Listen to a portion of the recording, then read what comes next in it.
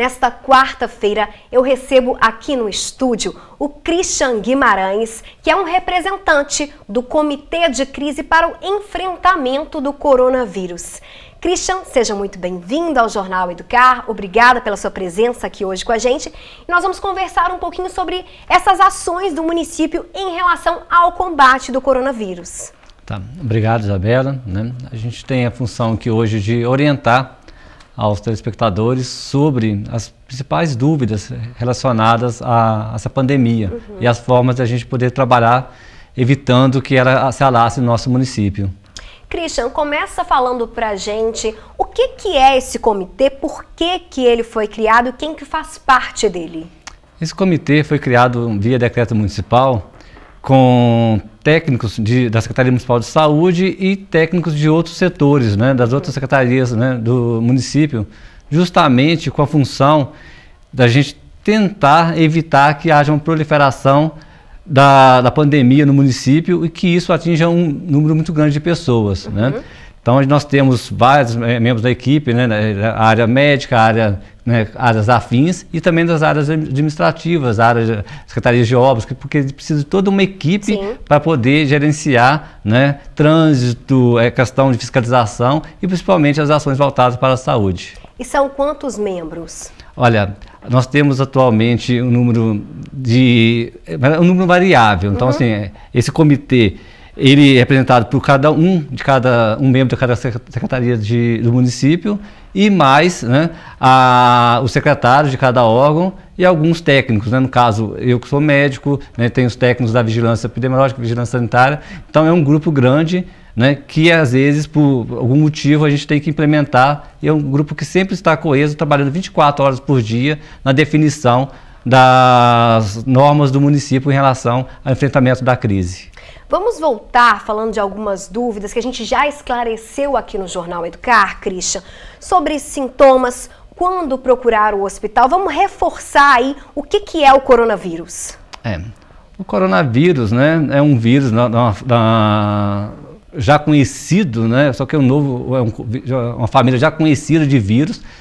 Surgiu na China, na cidade de Wuhan, em dezembro do ano passado, 2019, E essa epidemia começa a se alastrar de vias respiratórias, Então, assim, a gente ainda está conhecendo muito sobre o vírus, sabe que ele é um vírus que atinge principalmente a parte respiratória e que, por consequência da própria ação desse viral, atinge principalmente as pessoas com maior susceptibilidade, São os idosos e aqueles portadores de doenças crônicas.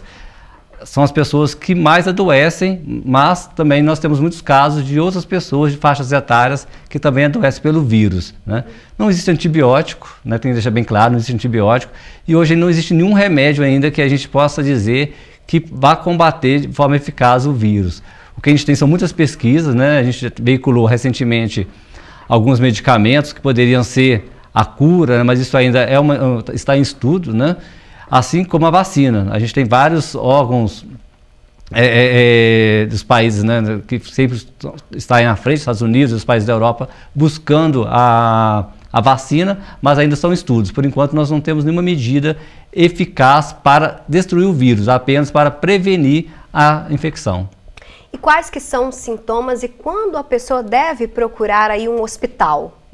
Os sintomas são sintomas de uma gripe, inicialmente, Então, pode ser desde sintomas leves, como a coriza, uma tosse, às vezes uma dor de cabeça, uma dor de garganta, raramente acontece diarreia, e isso pode vir a ter febre também, Se isso evoluir, na forma que a gente fala, até sintomas mais leves, se for um sintoma de forma gripal, a pessoa deve ficar em casa, em repouso, ficar em isolamento domiciliar para prevenir que isso não passe para outras pessoas.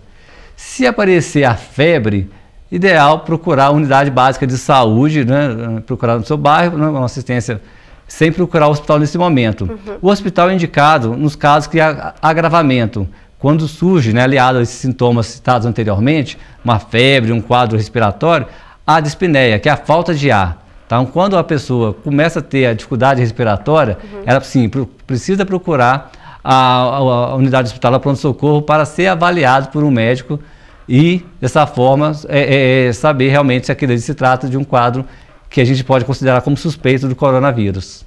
E nesse início aí, nos sintomas mais leves, tem algum medicamento que a pessoa pode tomar, por exemplo, com uma febre mais baixa? E qual medicamento não se deve tomar?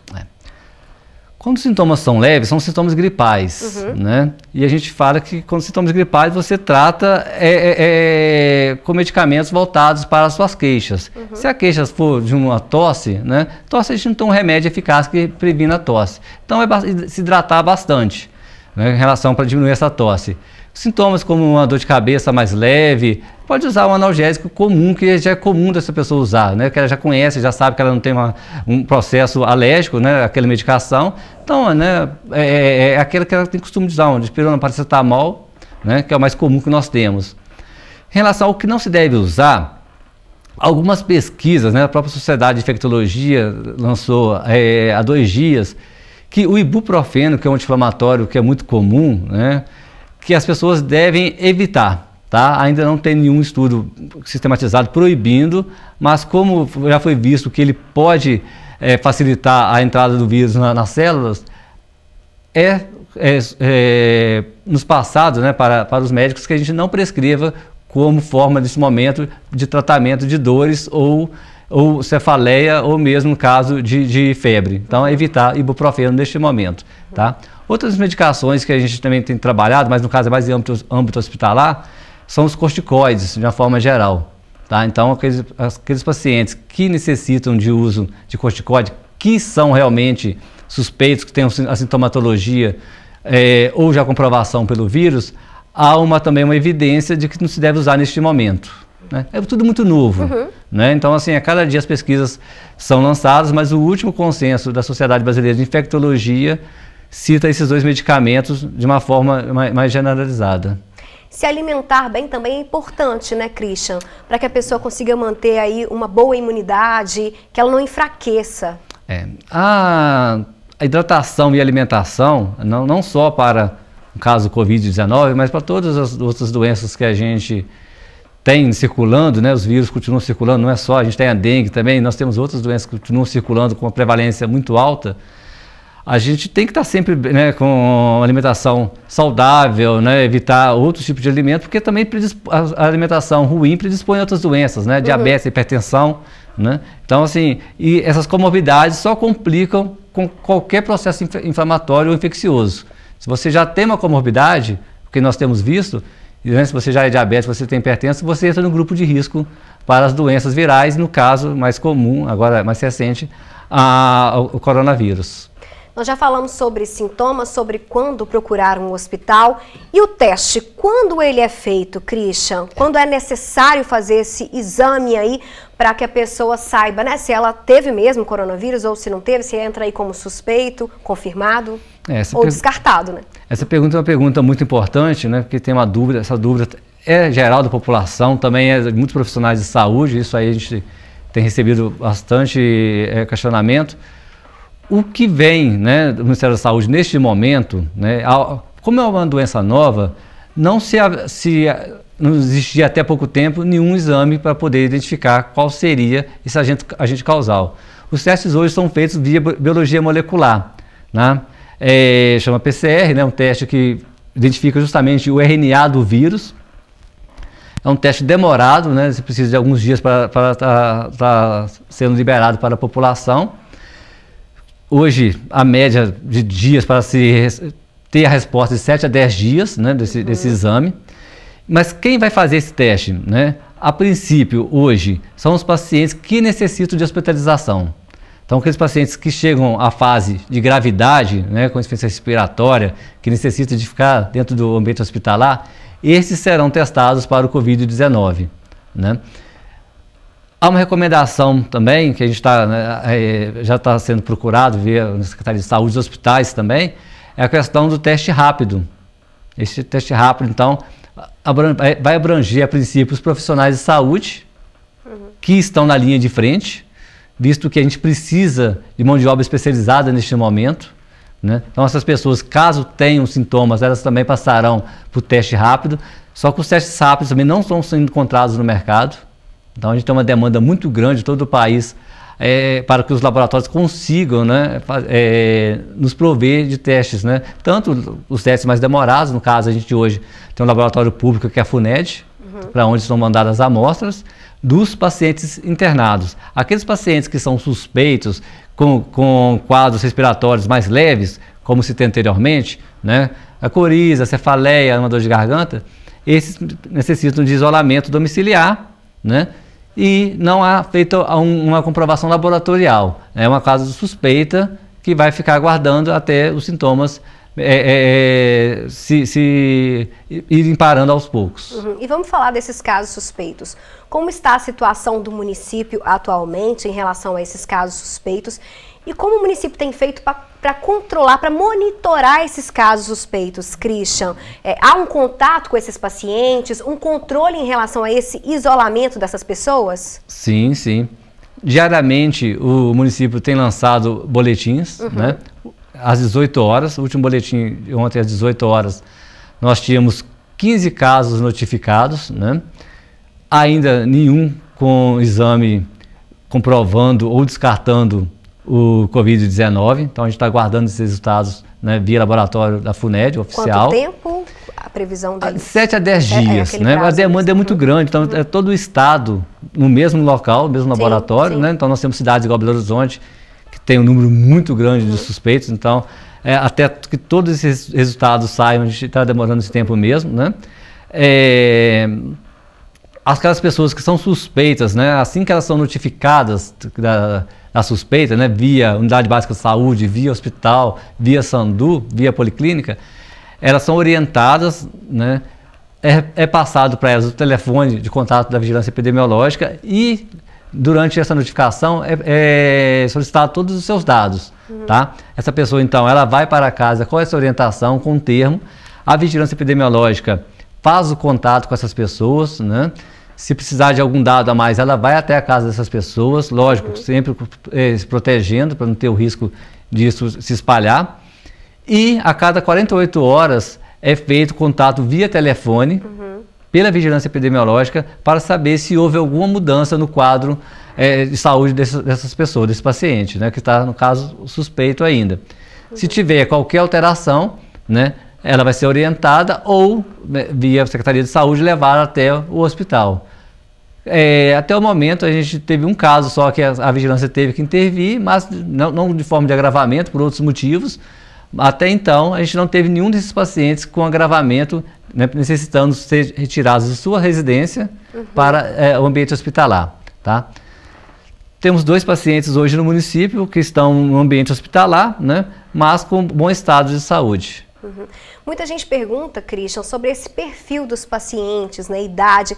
Como é que vocês estão fazendo em relação a esse tipo de informação? Como é que está sendo feito esse trabalho aí? Até que vocês falaram antes, né, da gente começar a entrevista, que você já falou comigo sobre essa questão de ética, que vocês não podem divulgar informações desses pacientes. Sim, né, a gente tem pacientes vindos de outros municípios, né, que tem familiar no município de Ponte Nova, pessoas que estavam fora e retornando de Ponte Nova, que é o grupo maior de pessoas com a suspeita do vírus, justamente por virem de áreas onde a transmissão está se dando de uma forma mais intensa, né?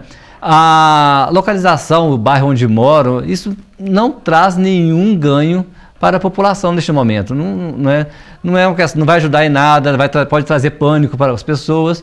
E a gente quer, na verdade, tranquilizar, né?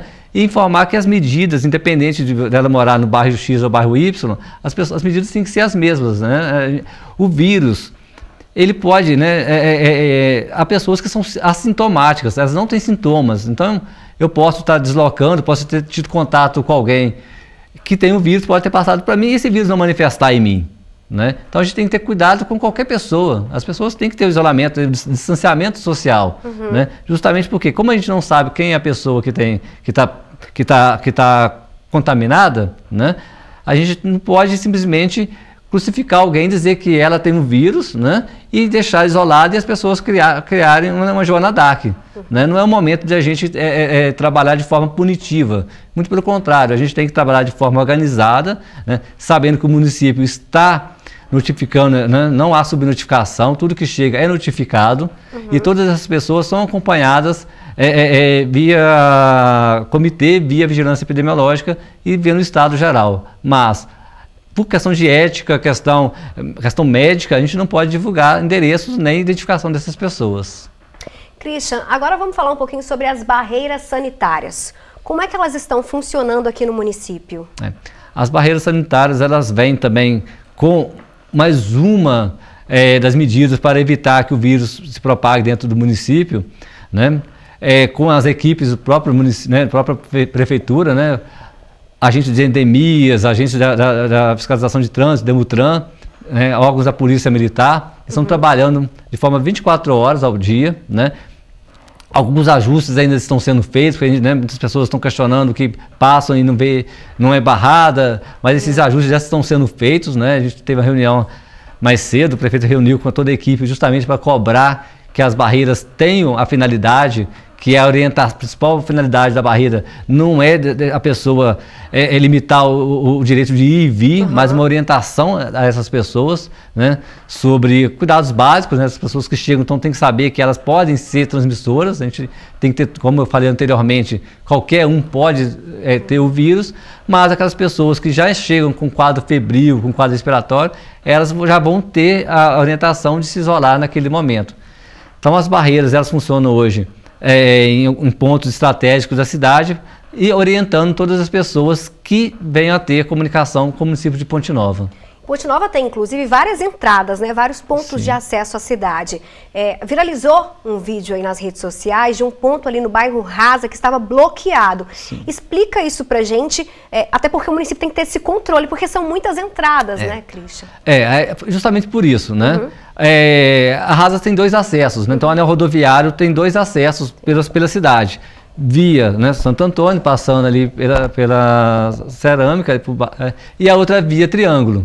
Né, para facilitar, para você não ter 2 equipes diferentes, para você não ter um trabalho dobrado, né, você conseguir mais pessoas e evitar que as pessoas passem em 2 lugares diferentes, optou-se por fazer em uma das entradas. Né, então, via Triângulo Rasa, né, na chegada da Rasa, fechando o caminho pelo Santo Antônio. Né? Há placas de orientação, né, em todas as entradas, justamente para as pessoas não se dirigirem a esses locais, para não evitar que elas tenham que retornar posteriormente. Mas foi justamente para isso, assim como na Rasa também uma entrada que existe no aeroporto, justamente para prevenir que as pessoas entrem por outras áreas que não tenham fiscalização. Antes da gente ir para o intervalo, vamos começar um outro tema, que é a campanha de vacinação que começou na última segunda-feira, Christian. Como ela está sendo realizada? Estão gerando aí várias dúvidas em relação ao assunto, principalmente pelo fato da vacinação estar acontecendo de casa em casa, em relação à proteção dessas pessoas que estão indo nas casas. Como é que está sendo feito esse controle? Como é que estão sendo esses cuidados aí em relação aos idosos que estão sendo vacinados? A campanha de vacinação deste ano, né, tem que deixar bem claro que essa vacinação é para a gripe comum, a influenza, né, aquela mesma campanha que a gente tem anualmente, né, não é vacinação contra o Covid-19, ela foi antecipada justamente para a gente não ter 2 vírus circulando ao mesmo tempo. Né? Da mesma forma que todo mundo foi pego de surpresa, as indústrias responsáveis, né, por produzir essas vacinas também foram pegas de surpresa, então estão liberando lotes aos poucos. Inicialmente, né, há uma prioridade, né, da vacinação para os profissionais de saúde e os idosos, né, justamente por causa, são as pessoas mais expostas ao Covid-19, né, e posteriormente virão os outros grupos, né, as doenças crônicas, crianças, e com um calendário já pré-estabelecido. Né. A gente teve uma remessa inicial, né, que acabou, a gente está aguardando hoje ou amanhã chegar uma segunda remessa do Estado, porque essa vacina não é comprada, isso aí é produzido por laboratórios públicos, então a gente tem que aguardar o Estado libere próximo lote, então está aguardando para hoje e para amanhã, a gente espera que chegue, para que os idosos terminem a sua vacinação. E sim, estão sendo feitas em casa justamente para evitar que as pessoas que são as mais expostas, no caso dos idosos, né, que tem maior risco à saúde, tenham que se deslocar até as unidades de saúde. Para evitar a aglomeração. Evitar aglomeração, evitar filas, né? Essas pessoas se expor mais ao vírus. Então, os profissionais de saúde estão indo, né? Cada unidade básica de saúde, com as suas equipes, estão indo até a residência dos idosos, todos são catalogados, então vai até a residência dos idosos, lá é feita a vacinação. Sempre, todos os profissionais são da área da saúde, né? São técnicos, são enfermeiros, são agentes comunitários, então eles vão devidamente identificados, eles vão com seus EPIs, né? No caso, máscara, jaleco e aquilo que for necessário para aquela situação. Tá? Se há na casa, suponha que você vai vacinar um idoso, lá há um suspeito, o cuidado é redobrado, então a equipe vai ser redobrada justamente para se paramentar de uma forma adequada para aquela situação. Tá? Então, assim, há todo um cuidado também com os nossos profissionais, com nós mesmos, né, que somos a linha de frente, para que a gente também não se contamine e não leve a contaminação para dentro das residências. E os idosos que estão preocupados ainda, né, que não receberam a vacina, podem ficar tranquilos. A equipe vai passar vacinando todo mundo. Sim. Isso é muito importante, porque a gente tem visto muitos idosos indo até, como, né, houve uma primeira remessa e acabou, eles estão se deslocando até as unidades de saúde. Não há necessidade disso, tá? A campanha não acabou, todos serão vacinados, todos estão catalogados. É a questão porque o lote realmente o que chegou não foi suficiente, mas a gente já está aguardando. Podem aguardar em suas residências que os agentes de saúde, junto com a equipe de saúde da família ou o PACS, onde não tem a saúde da família, irá até a residência de vocês para poder fazer essa vacinação, né, já nos próximos dias. Assim que nós tivermos o próximo lote chegando do estado. Ok, Christian. Então agora nós vamos para um intervalo. Daqui a pouquinho a gente volta trazendo mais informações aí sobre as ações do município em relação ao coronavírus. Até já!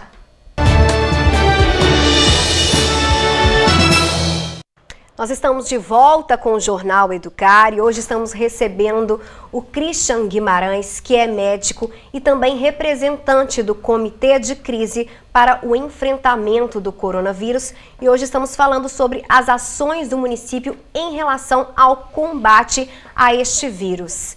Christian, no último sábado, o prefeito de Ponte Nova publicou um decreto determinando aí diversas ações no combate ao coronavírus. Todas essas medidas, elas continuam valendo, né? Reforça pra gente aí em relação ao funcionamento do comércio.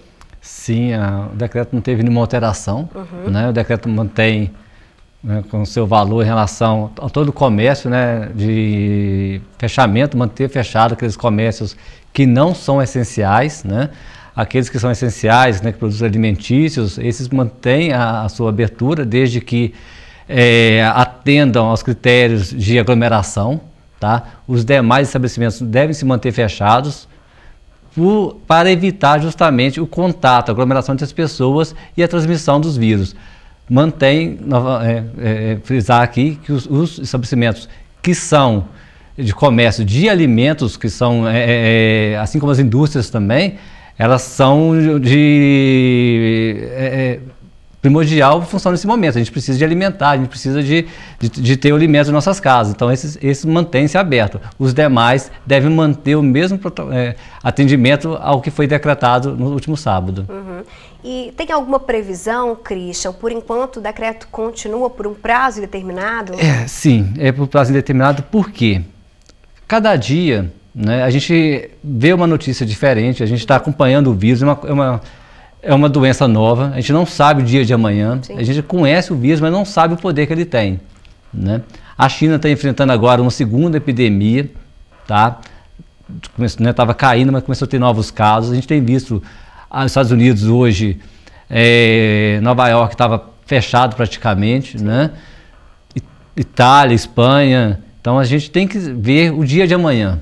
Tá? Não tem como falar se vai ser amanhã, se vai ser depois de amanhã, se vai ser mês que vem. Infelizmente, nosso papel neste momento é salvar vidas, né? Prevenir o agravamento. Né? Os hospitais hoje de Ponte Nova e da região, a gente tem uma capacidade de atendimento, só que se aparecer muitos casos graves ao mesmo tempo, não há serviço de saúde público ou mesmo privado que dê conta de atender, né, como a gente tem visto nos outros países.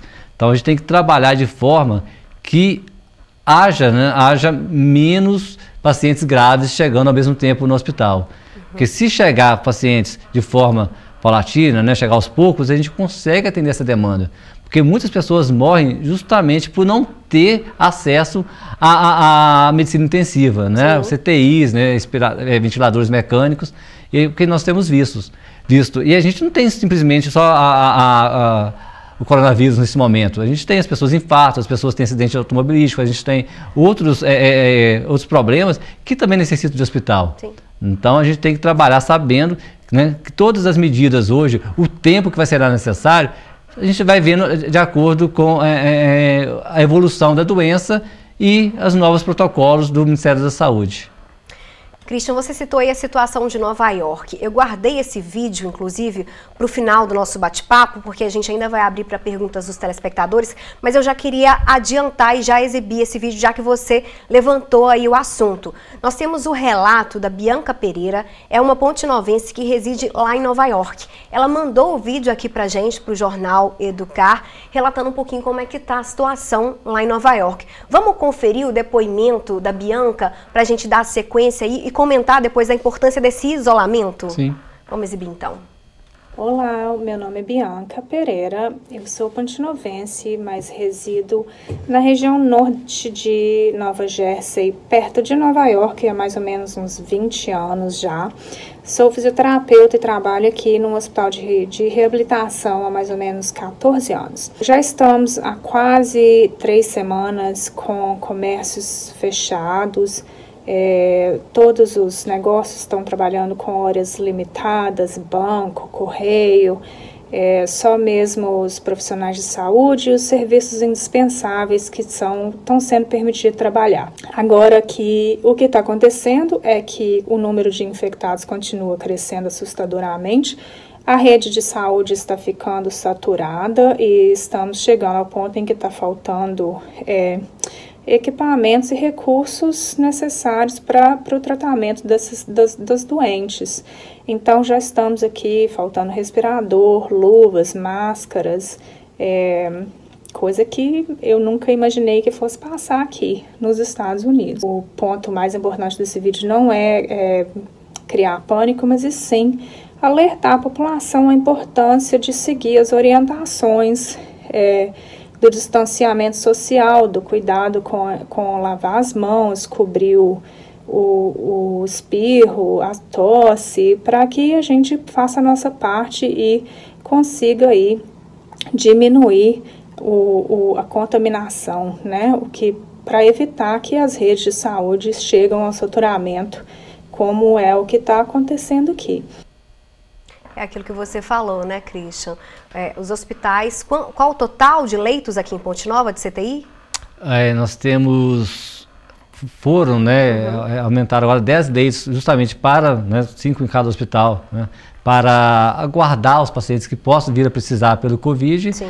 E temos mais um total de 30 leitos entre os 2 hospitais, 20 do Cavazos e 10 do Nossa Senhora das Dores, que estão também aguardando, caso seja necessário, utilizados também. Então a gente tem um número, bom, se for colocar para a média geral, nós temos um número alto de unidades de urgência, no caso, os CTIs, porém, se acontecer o que a gente tem visto nos outros países, isso não é o suficiente, Então a gente tem que usar as medidas que são básicas de cuidados para evitar que chegue a esse nível de atendimento de urgência. E é isso que você comentou também, os leitos eles estão aí, mas existem pessoas com outras doenças que também precisam. Sim, a gente não sabe o que vai acontecer, cada dia, nós temos pacientes que infartam, como eu falei anteriormente, e esses pacientes podem vir a precisar desses leitos também, O que a gente tem que trabalhar é com a prevenção, tá, Isabela? Não tem jeito, a gente não pode ficar contando com números, Se você pegar Nova York, que pegar os Estados Unidos de uma forma geral, até ontem eram 50 mil infectados nos Estados Unidos, e a previsão disso dobrar, a gente a OMS está nos passando que o epicentro da epidemia será os Estados Unidos, Por quê? Eu acho que foi despreparado, na verdade é essa, assim como a Itália, a Espanha, eles não fizeram o que nós estamos fazendo atualmente, que é o isolamento social. Tá? A gente tem que manter esse isolamento, né? As pessoas manterem-se dentro das suas residências, saírem só por necessário, para necessidades, né, mais urgentes, porque o que não fizeram lá é um exemplo a não ser seguido. Tá? Então isso aconteceu, né? A Bianca citou há 3 semanas, isso já tem acontecido lá, mas o vírus ele está circulando desde dezembro. Né? A Itália já tem 3 meses já de pandemia. Então a gente precisa aprender com o erro, né, dos outros para a gente não cometer os mesmos aqui. Tá? Então a gente tem que trabalhar não pensando em números de respiradores. A gente não vai ter número de respiradores para todo mundo se acontecer isso. Né? O cenário é este, o cenário não é um cenário promissor, é um cenário que a gente tem visto que a curva de pacientes com notificação e pacientes que são realmente, que vão agravando, é muito alto. Então a gente tem que prevenir para não chegarmos nesse nível também e não perdermos vidas, né? Vidas de parentes, vidas de crianças, vidas de adultos, as vidas de uma forma geral. Christian, então para a gente encerrar, vamos responder algumas perguntas de telespectadores que enviaram para a gente via redes sociais. Vamos fazer um ping-pong para a gente responder rapidamente? Sim. Vamos ao primeiro, Gabriel Soares. E sobre os agentes de endemias, o trabalho deles também ficará suspenso? Eles estão expostos ao risco? Os agentes de endemias, né, controle de dengue e outras doenças, né, transmissíveis, eles estão sendo utilizados nesse momento justamente para ajudar, né, o comitê no desenvolvimento de ações, né? Eles estão trabalhando nas barreiras sanitárias, eles estão orientando, estão ajudando a fiscalizar, né? Com todo o cuidado com o EPI que é necessário para esse tipo de procedimento. Então eles estão sendo muito úteis em outras áreas neste momento, a área do enfrentamento à pandemia do Covid-19. Mas lembrando aí, e aproveitando também para fazer um outro alerta em relação aos agentes de endemia, Christian, já que eles iam até as casas para fazer esse controle aí em relação à dengue, as pessoas elas não podem baixar a guarda. Os cuidados também em relação à dengue são importantes nesse momento. Até ontem nós tínhamos mais de 5.000 casos de dengue já em Minas Gerais, né? Então a dengue continua, ela é uma doença tão grave quanto, mata, né, tem mortalidade também, né, principalmente em pacientes com comorbidades, mas a gente sabe do risco, né? Então aqueles cuidados básicos também, estamos em casa, estamos, né, de quarentena, então vá verificar o quintal, vai verificar se há água parada, aquele serviço que a Secretaria de Saúde via os agentes de endemias nos presta, vamos fazer nós mesmos. Agora nós temos tempo, nós estamos em casa, vamos verificar, não deixar a água parada, porque o mosquito está aí. Né? O mosquito ele não tirou férias, ele não está de quarentena. Ele continua nos picando, ele continua, né, desenvolvendo, ele continua com suas larvas. Então é nosso papel neste momento evitar que a gente tenha mais uma doença agravando a nossa população. Então vamos para a próxima pergunta. Maria Elisa, e a distribuição de medicamentos na farmácia popular, como fica? Não mudou em nada, tá? A medicação continua sendo distribuída, a farmácia popular continua aberta no horário normal de atendimento, tá? Com os mesmos cuidados, evitando aglomeração, com os funcionários usando também EPI. E lembrando que aqueles pacientes que fazem uso crônico de medicação, hipertensos, diabéticos, foi estendido o tempo da receita, que teria que ser renovada a cada 6 meses, para 9 meses, justamente para que a pessoa não precise procurar a unidade de saúde para renovar essas receitas. Já saiu algum resultado dos exames suspeitos do Covid-19? Não, ainda não temos nenhum resultado, estamos aguardando a FUNED para esses dias, né? Então a gente está aguardando primeiro resultado, a gente espera que nessa semana, até no final da semana, a gente já tenha algum resultado, mas até o momento nenhum, justamente por causa da demanda muito grande. Vamos para a próxima. Thaís Freitas, as crianças correm risco de morte se pegarem? Há crianças com doenças também, né? Nós temos crianças que são saudáveis e tem crianças com outras doenças, né? Então, tem, às vezes, né, doença congênita, né? A criança já nasceu com aquela doença, essas são mais suscetíveis, sim, a morrer, né, por uma comorbidade. Né, de uma forma geral, a gente tem visto que elas são mais resistentes ao vírus, não se sabe o motivo. Mas, porém, há casos, sim, de morte em crianças também. Infelizmente, também em menor quantitativo do que os idosos. Mas, sim, podem agravar e chegar ao óbito, sim. O Dr. Cacau, médico pediatra, esteve aqui na semana passada no Jornal Educar e reforçou sobre os cuidados com as crianças, que devem ser os mesmos, né? Que a gente toma, as crianças também têm que tomar todos esses cuidados de lavar as mãos e que os pais, ao chegarem em casa, tomarem todos esses cuidados, né? Aqueles pais que precisam sair de casa, ao chegar em casa, todas aquelas medidas, aquele protocolo todo lá de cuidados, né, em relação a como espirrar, a mesmo lavar as mãos e reforçou também a questão da alimentação. Aquilo que a gente disse, né? É importante que as crianças tenham uma boa alimentação para que elas se mantenham saudáveis aí. Essa questão dos cuidados básicos, né? Vou dar um exemplo, né? Meu mesmo, né? Em minha casa, eu e minha esposa, a gente criou uma área suja. Então a gente chega em casa, né? Não entra com o sapato da rua, não entra com a roupa da rua, né? Há um álcool gel na entrada, ali mesmo você já tira tudo e tem um chinelo para poder entrar em casa, justamente porque você não veicular o problema para dentro de casa. Você vai fazer sua higienização naquele momento, vai tomar um banho, aí sim, né, você vai poder ficar tranquilo em relação aos seus familiares, né? Sejam filhos, sejam, né, idosos, né? Então tem que ter um cuidado para chegar da rua, porque você veicula também no sapato, você pode veicular na sua roupa. Então esses cuidados básicos têm que ser tomados, né, à chegada nas suas residências. Em relação à alimentação, eu acho que como está todo mundo em casa, a gente tem que, né, evitar realmente aquelas comidas que não tem necessidade, né? Aquela coisa, aqueles lanches que não são saudáveis. É uma hora das pessoas voltarem a se cuidar, né? Há sempre uma premissa, né? Não tem tempo para fazer isso, não tem tempo para fazer aquilo. Agora todo mundo tem tempo, a gente tem que...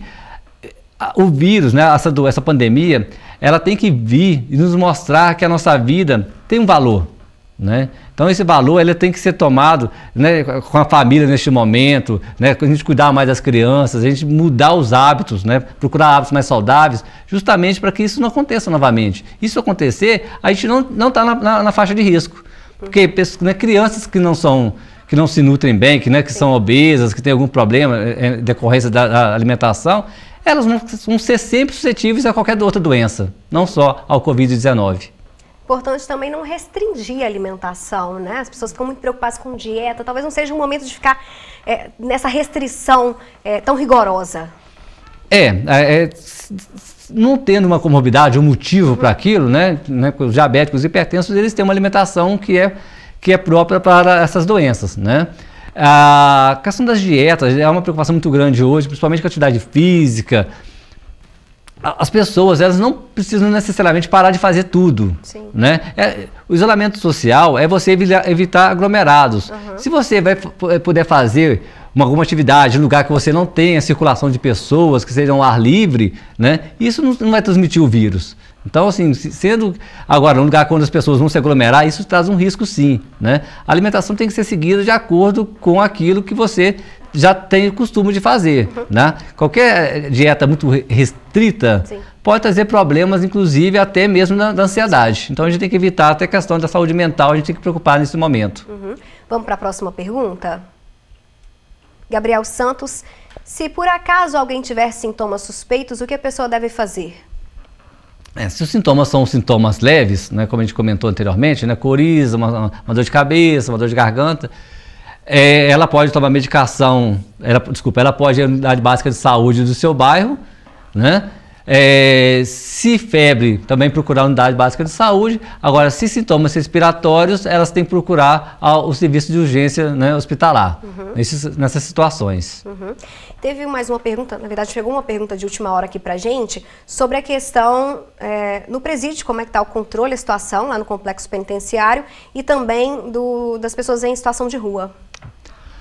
O presídio, né, há um decreto do Estado, tá? No caso o presídio quem gerencia é o governo, né, de Minas, que proibiu, né, as visitas, né, a chegada de mercadorias externas, né, como alimentos, roupas. Então isso aí já está em forma de decreto, já está bem estabelecido. Isso não tem entrado no presídio justamente para evitar que a população carcerária também se contamine, né? Isso aí já está bem definido, está sendo seguido à risca pela penitenciária de Ponte Nova.